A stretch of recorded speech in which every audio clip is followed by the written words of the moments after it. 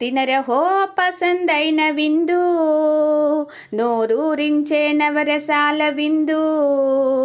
తినరహో పసందైన విందు, నోరూరించే నవరసాల విందు. టమాటా పప్పు చూడలొట్టలేసుకోవాలి, గోంగూర పచ్చడిలో ఉల్లిపాయ కొరకాలి. ఆవకాయ ఏదైనా నాలుక చురుక్కుమనాలి, ఏ వేపుడు వేసినా ఆహా అని తీరాలి. తినరహో పసందైన విందు, తిన్న వాళ్ళకే చెల్లును పసందు.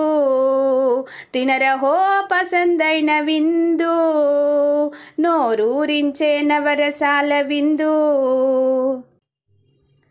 ఆవ పిండి పులిహోరతో ఆకలి మరుగవ్వాలి, చిల్లిగారె సోకు చూడ మనసు కరిగిపోవాలి. ముద్దపప్పు నేతిలోన మన మూతులు మెరవాలి, వేడి వేడి అన్నంలో వేళ్ళు తిప్పి కలవాలి. తినరహో పసందైన విందు, నోరూరించే నవరసాల విందు.